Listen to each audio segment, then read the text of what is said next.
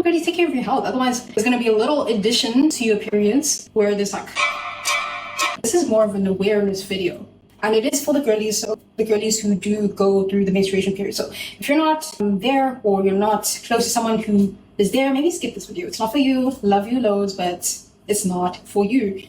All the girls know that there are moments in your period where you just bleed.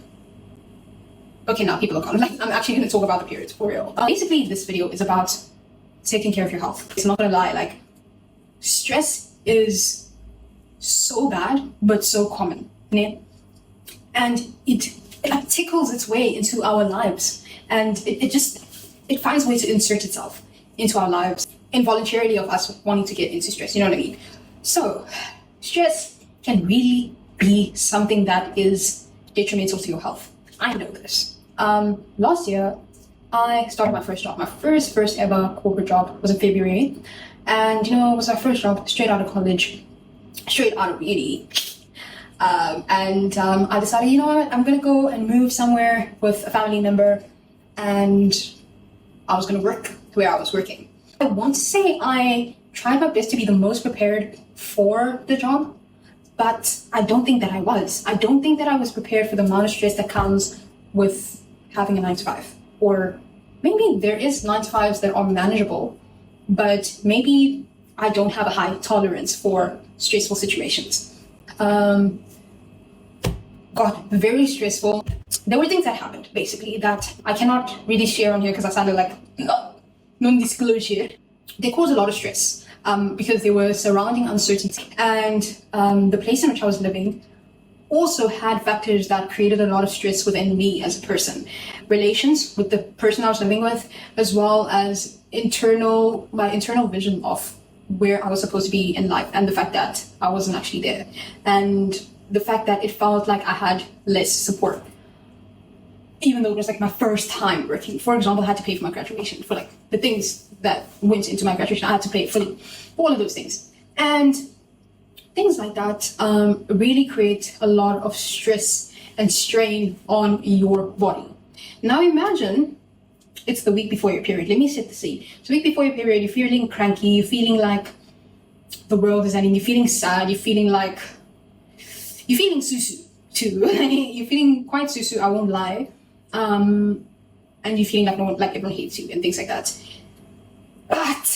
And then it goes to your period, you feel angry, there's back pains, there's lower back pains, you feel like this. Okay, I don't know if it's gonna work.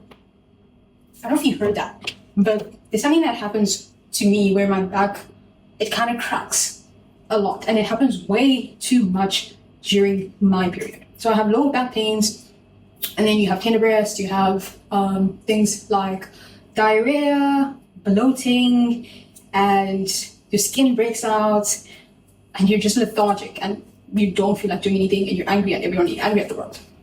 Now imagine there are people who have that, but times 10, right? Now imagine all of that, which you sometimes take painkillers for, some girlies thug it out, but some girlies take painkillers for. But imagine now, on top of all of that, there is a ball the size of this much on your right breast, that during your period and before, the week before your period, it drops like this, and it feels like someone is like cutting up at your boob. Basically, it's like poking at your boob with like a needle. That is what having a fibroadenoma is, and it is constant. It is horrible, guys. It's bad. It's bad. Like, yeah. There's some months, obviously, that it's better than, that it's like okay, but most months it's horrible. Now, let me first tell you that I first saw this like lump when I was at the job, and then when I first, I resigned at the job, and then I felt this lump. And obviously when you feel a lump on your breast, the one thing that comes to your head is like, my God, do I have breast cancer? Thankfully, that was not the case, because I came home and then I told my mom about it. I was like, damn, I'm literally super scared that this might actually be breast cancer. Mind you, I believe that I'm probably like the healthiest person in my family in terms of fitness and wellness and taking care of my body and caring about what I put in my body. So if something would come through now and it's just like so weird because there is nothing that I don't try and do to take care of my health. So I was super scared. I went to the doctor. She inspected it, and then she told me that you have to have an ultrasound because it was like this small. She told me that I had to have an ultrasound. I went to I forgot, radiation sector of the hospital, and then they did an ultrasound, right? It's like literally here. So basically, it's a lump that is created by hormonal imbalances. Things that could contribute to hormonal imbalances I think in my particular case would be stress and diet. When I was living where I was living, my diet was not up to par. I won't lie, and I was having to use laxatives weekly because I was bloated, constipated every single week. I remember one time I couldn't go to the bathroom for like 6 days. So I had to use fennel seeds. Fennel seeds are good for bloating. And laxatives because it was getting bad.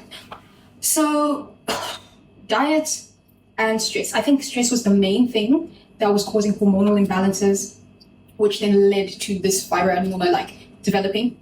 Now guess what? You're probably asking, why do you still have it?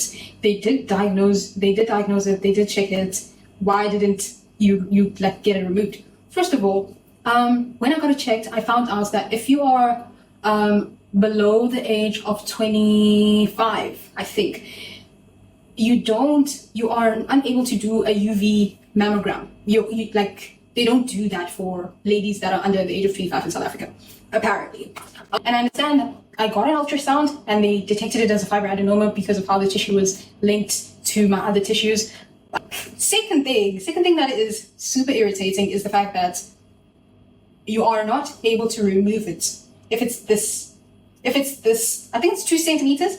If it's this big, you're only able to remove it if it gets to like a golf ball size. So you're gonna be stuck with like a 2 centimeter lump that throbs every freaking month until it grows or until it completely disappears on its own. They don't remove it. They don't remove it at all. So really, just take care of your health. Like, I am saying this because I never even thought fibroadenoma was a thing. I found out about it once I had one. So yeah, already take care of your health. Otherwise, there's going to be a little addition to your periods where there's like, okay, that's all. Love you guys.